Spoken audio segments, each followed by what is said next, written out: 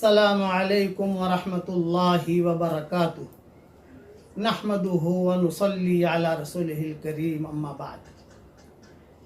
1977 या 1978 का किस्सा है। जुमा की नमाज के बाद हरम शरीफ में हतीम के सामने में बैठा हुआ था और एक बड़े मियाँ बहुत खूबसूरत हसीन जमील वो आए। उन्होंने आकर कहा, बेटा आपको एक हदिया देता हूँ। मैंने कहा दीजिए। तो उन्होंने कहा कि हर जुमा की नमाज के बाद 7 मरतबा सूरह इखलास पढ़ लिया कर बेटा, और 7 मरतबा सूरह फलक पढ़ लिया कर, और 7 मरतबा सूरह नास पढ़ लिया कर। तो अगली जुमा तक अल्लाह ताला हर बुराई से, हर बुरी खबर से, एक्सीडेंट से, मकरूह से, बुरी बीमारियों से अल्लाह ताला तेरी हिफाजत करेगा। वो बड़े मियाँ कहकर चले गए। मैंने अपना अमल भी शुरू किया, लेकिन मैं किसी को बताता नहीं था क्योंकि मेरे सामने हदीस नहीं थी। उन्होंने बात बताई। उसी वक्त हमारा सफ़र हुआ था, 1.5 साल, 1.25 साल, 1.5 साल का पूरे सफ़र में पढ़ते रहे। लेकिन जब किताबें देखना शुरू की, किताबें लिखना शुरू की, तर्जुमे करनी शुरू किए, किताबें देखने का मौका मिला, तो ये हदीस मिली। इसलिए आप सब हजरात को ये मैं भी बता रहा हूँ कि हर जुमा के दिन, जुमा की नमाज के बाद या ज़ोहर की नमाज के बाद, ख़वातीन ज़ोहर की नमाज़ पढ़ती हैं हमारे यहाँ, फ़ौरन पढ़ने की ज़रूरत नहीं है। जुमा की नमाज के बाद सुन्नतें पढ़ ली, तस्बीहें पढ़ ली, इत्मीनान से फारिग हो गए। आजकल चूँकि ये हालात की वजह से कई जगहों पर जुमा हो भी नहीं रहे हैं, ज़ोहर पढ़ रहे हैं। शर्त है इसमें, जुमा का होना शर्त है। 7 मरतबा सूरह इखलास पढ़ने की आदत डालिए, 7 मरतबा सूरह फलक पढ़ने की आदत डालिए, और 7 मरतबा सूरह नास पढ़ने की आदत डालिए।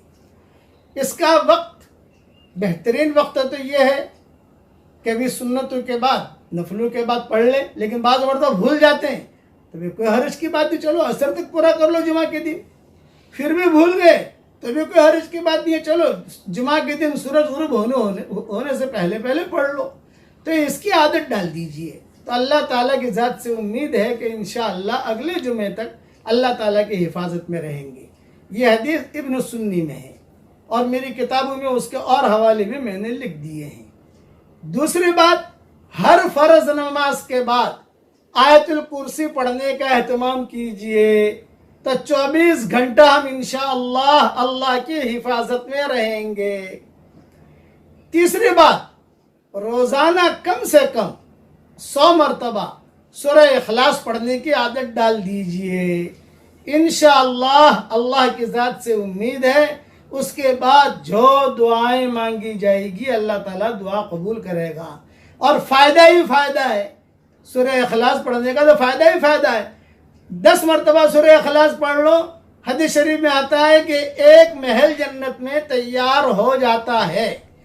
100 मरतबा रोज़ाना हम पढ़ेंगे 24 घंटे में इंशाअल्लाह, तो तकरीबन जो है 10 महल तैयार हो गए।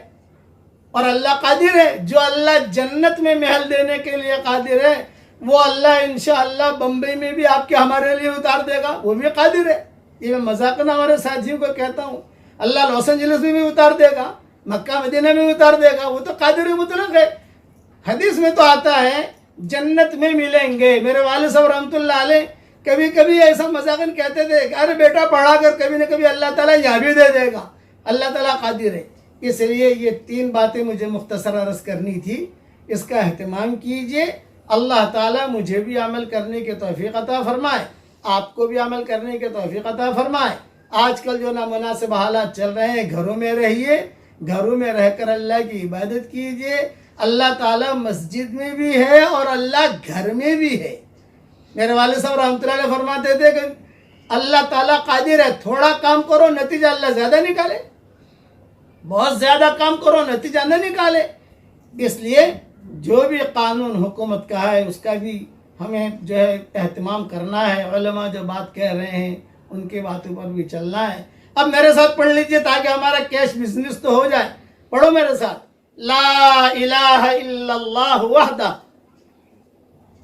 ला शरीक लह, लहुल मुल्क व लहुल हम्द